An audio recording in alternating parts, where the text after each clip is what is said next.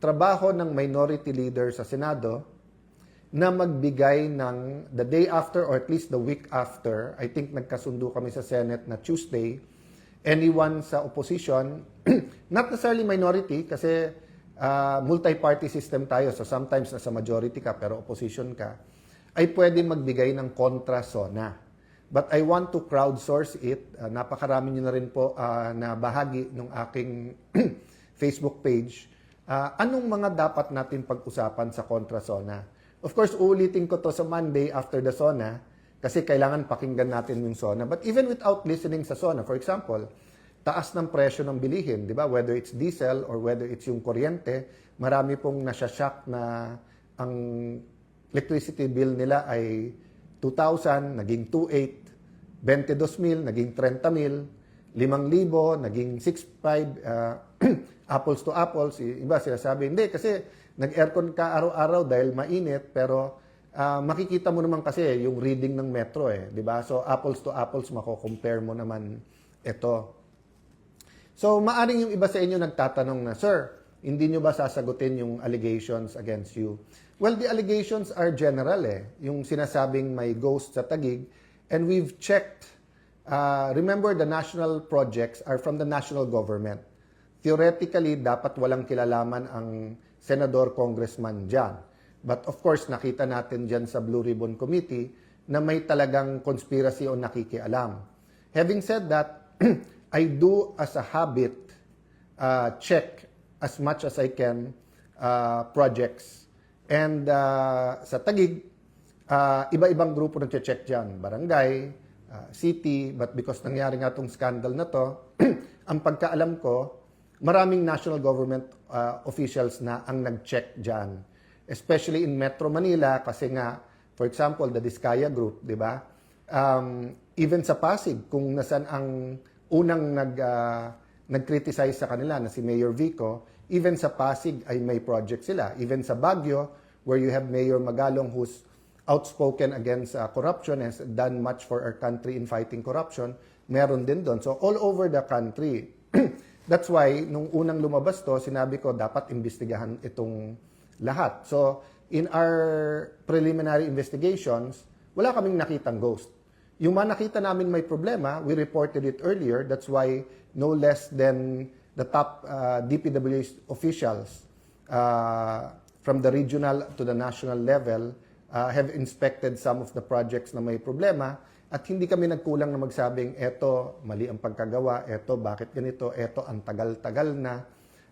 Kasi nga, nadadaanan namin dahil tagarong kami, umiikot kami doon. And of course, for example, doon sa Lakeshore, every Christmas, hindi ko na malaman kung 15, 20, 30,000 a night ang tao dyan because we have a world-class Christmas lights park. And of course, throughout the year, we try to have projects that, kasi hindi naman lahat may pera para mag-mall So we're trying to have many other venues in Taguig na families can go to, communities, barkadas can go to for free.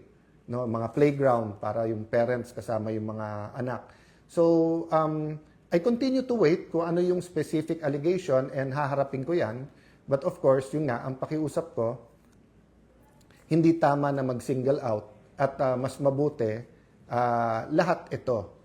I'll stop there kasi nga we have naman time for that. I'll just remind everyone dito sa page ko that 2 weeks ago or last week, sabi ko na sa inyo, Monday to Wednesday, I try not to comment on other issues para nakafocus sa impeachment. As it is, marami na nagsasabing, eto mga senador na to, parang prosecution senator judges. Eto na mga senador na to, parang mga defense senator judges. So as it is, even if hindi natin pag-usapan yung ibang mga issues, may ganun na So can you imagine if before the impeachment at lunchtime and after around dinner time, I will be talking about other important issues, maghahalo-halo That's why I try to talk about it during the weekend. But marami din nagsasabi na, Kuya Alan, principles, Kuya Alan, daily living, Kuya Alan, minsan nag-enjoy kami sa upakan, but nag-enjoy din kami ng yung substantive. So for example, maraming Sir, support naman kami sa anti-corruption. At sana magtulong-tulong na lang kayo sa anti-corruption. Some mean it directly, some are sarcastic, yung magtulong-tulong. But ang point, marami pa rin nagre-reach out na, Sir, walang pan-tuition. Sir, 3 na yung tumulong sa amin sa medical assistance pero kulang pa rin. Sir, ang taas ng presyo ng kuryente at totoo ba na ang pagkain tataas pa? And then you have the businessmen and women, no? So, for example, restaurant owners, I've been talking to them. Minsan managers, sabi, Sir, on the average, 20-30% ang hinina. I talked to a friend who's an artist at kunikwento din niya na panay may kaya naman yung kanyang kliyente, pero nakikita niya pagka yung sentiment, whether actually humihina negosyo or may sentiment lang na slowing down yung economy, slowing din daw sila pang gastos ng hindi mga essential.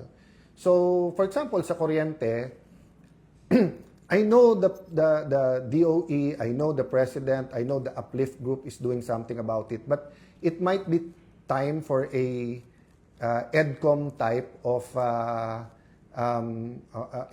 we have a PowerCom, but this is House and Senate. Hindi po ito with the private sector and with ERC and with everyone, no? Whether it's a weekend conference or it's a ad hoc committee that will meet for the next 6 months, hindi po sustainable na may mga area na brownout ng brownout, may mga area naman na wala pa rin kuryente until now, and then hindi sustainable yung ganong kataas na kuryente, whether we're talking about commercial or industrial or residential. Diba? I think isa na tayo kung hindi tayo mismo ang pinakamahal sa ating region. So, hindi sustainable. So, pag ganon nakalaki yung problema, hindi pwedeng sabihin lang yung top level. It has to be the whole of government and whole of community approach, di ba? So, I hope you understand, guys, na I do want to have more discussions with you guys, but I meant it na kami sa minority, walang minority, majority po sa impeachment court, pero meron sa Senate. May administrasyon, opposition. And whether you say it's true or not, we feel We feel yung nakatutok sa amin, whether sabihin mong baril na nakatutok o sabihin mong kutsilyong or sword na nandyan sa liig nyo. So, like in my case, di ba? I have to do the research, I have to do the readings, I have to listen to the lawyers, give them instruction, they have to give me feedback at yung opinion nila when it comes to the impeachment. Staff yon, so legit yon.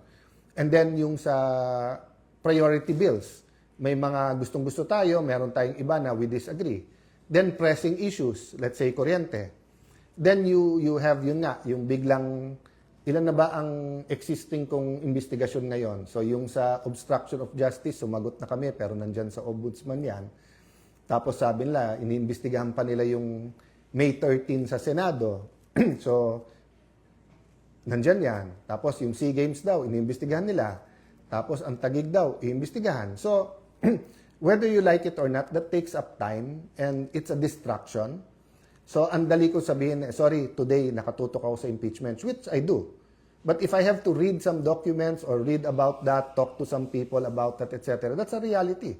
So, syempre, nung sinabi halimbawa na may ghost projects daw sa Taguig, syempre, dino-double, triple check ko, tinitignan ko. Pag sinabing may ganito, may ganyan, di ba? But pag sinabi, it seems like ganito, kailangan ko tignan. Baka naman yung impression, ganon, pero may technical lahat yan eh. You know, engineers, architects, scientists, medical technicians, lawyers, those are all highly technical, accountants. May mga language at kultura yan na hindi likha. So like ako, abogado, hindi naman ako engineer. So pag sinabi, alam mo, sinabi kong, bakit flood control yan? Sa ano naman napunta yan? Sa Cali at Park. Sabi, sir, kasi part yan ng major project from Taguig all the way to Pasig to Rizal na yung road dike. So basta't dyan mo nilagay, ganito technically yung ganyan yan. So may mga ganon eh. So handa po tayo na harapin, of course, yung specific. Having said that, hindi ko pwedeng pabayaan ang legislative agenda, ang trabaho ko sa impeachment, ang trabaho ko rin sa holding everyone, including myself and people close to me, accountable, and including fighting for a national agenda. So let me close by saying, we all pray for a nation that is transformed.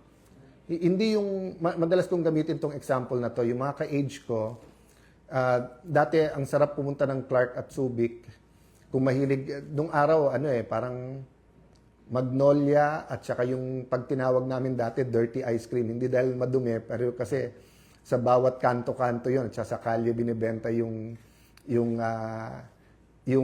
ice cream at masarap yon, nilalagay pa sa tinapay, so ice cream sandwich. Later on nagkaroon ng Coney Island ice cream, pero dati talagang Magnolia lang. So ang point ko ngayon, napakarami na. So napakaraming options na sa lahat ng atin mga kailangan gawin at atupagin or bigyan ng pansin, di ba? So some people will say, "Sir, sana naman more on health." Ayan, bago na yung secretary.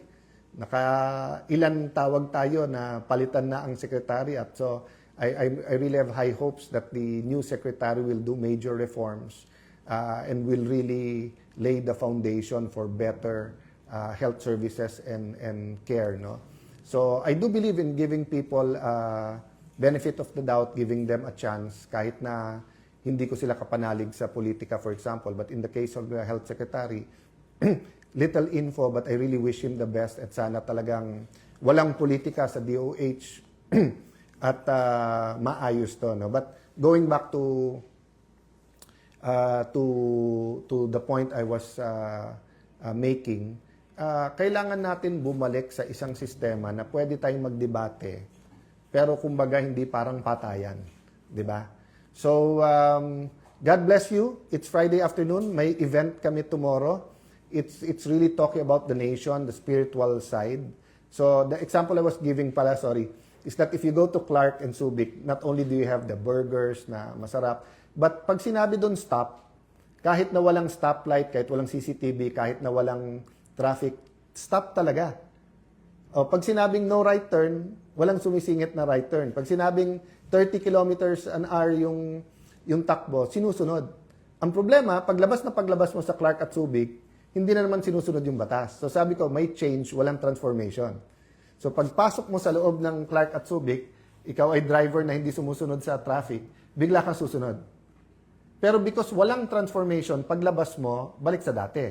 But yung mga tumira doon, for whatever reason, doon nagtrabaho, kinuha nung American bases as a subcontract, whatever, after a few months, after a few years, kahit lumabas ka ng Clark at Subic, susunod ka kasi nag-transform. So, yun po ang paghamon sa atin. Ano po ang aspiration as a nation? Ano ang national agenda? But how do we have this change that becomes transformation? Para hindi yung while the cat is away, the mouse will play. So nangyayari sa atin pag walang bantay, bahala na. Pero pag may bantay, susunod tayo. Dapat kahit walang nakatingin, yun pa rin yung tama yung ating ginagawa. So tomorrow may activity kami about nation building, transforming the nation. Update ko kayo tomorrow. God bless you. Good night po. Good afternoon and good night.